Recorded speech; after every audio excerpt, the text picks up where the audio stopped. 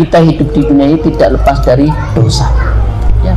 Tetapi Allah subhanahu wa ta'ala maha rahmat. Dijelaskan Allah subhanahu wa ta'ala memiliki 100 kasih sayang. Salah satunya adalah Allah berikan kepada induk kuda yang khawatir kakinya menginjak anaknya. Nah, di antara sekian banyak kasih sayang Allah adalah ampunan Allah subhanahu wa ta'ala bagi hambanya yang berdosa. Manusia akan ada celah untuk berbuat salah. Manusia ada kalanya berbuat dosa. Nabi Adam saja beliau bersalah, dengan kesalahannya dikeluarkan dari surga.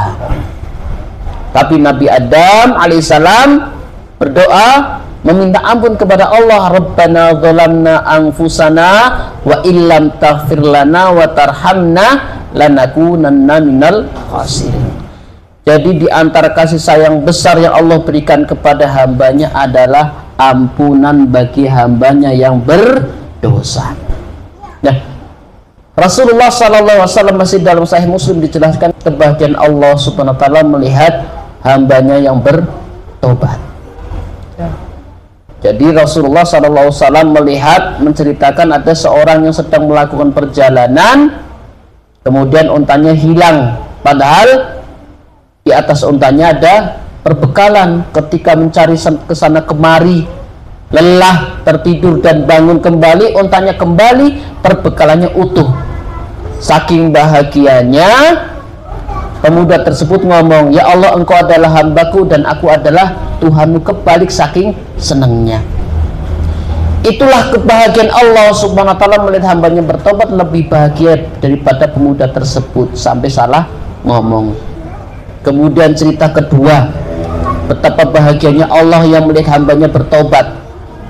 Jadi Rasulullah SAW menceritakan ada sebuah kelompok yang dilepaskan dari penjara, para tawanan, dan di antara tawanan tersebut ada ibunya yang mencari anaknya. Jadi terpisah dari anaknya karena di penjara. Kemudian ketika menemukan anaknya langsung segera disusui dan berbahagia sekali. Kata Rasulullah, ibu itu sangat berbahagia, tapi lebih berbahagia melihat hambanya bertobat kepada Allah subhanahu wa ta'ala. Dan tobat itu salah satu sebab meredamnya kemurkaan Allah subhanahu wa ta'ala. Karena pada asalnya masih adalah di antara sebab datangnya kemurkaan Allah subhanahu wa ta'ala. Wa ma asabakum musibah fabima kasabat aydikum wa ya'fu an kabir. Dan musibah apa yang menimpa kamu adalah disebabkan oleh perbuatan tangan sendiri, dan Allah memaafkan kesalahan-kesalahan manusia.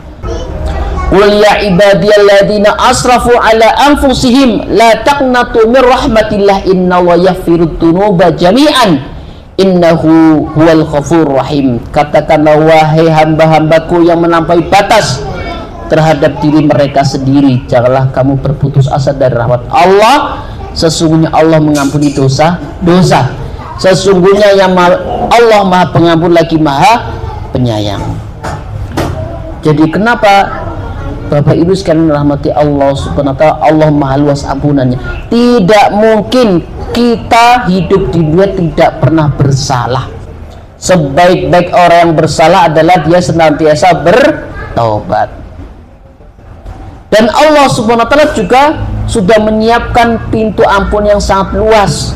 Di dalam sebuah hadis dijelaskan, Allah subhanahu wa ta'ala sudah menyiapkan malam hari kedua tangannya untuk menerima hambanya yang berdosa di siang hari.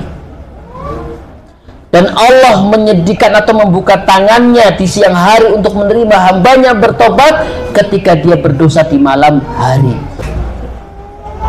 Masya Allah, itulah kabar gembira dari Allah subhanahu wa ta'ala. Apalagi kita hidup zaman sekarang, ya. Mungkin sekarang imannya full, seperti handphone dicas full.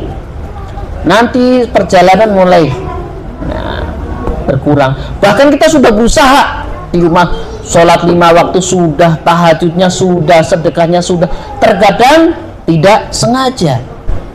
Di jalan sudah nahan pandangan, tiba-tiba lewat. Handphone sudah kita protek maksimal, juga kadang kecolongan, karena memang demikian zaman sekarang itu luar biasa tantangannya.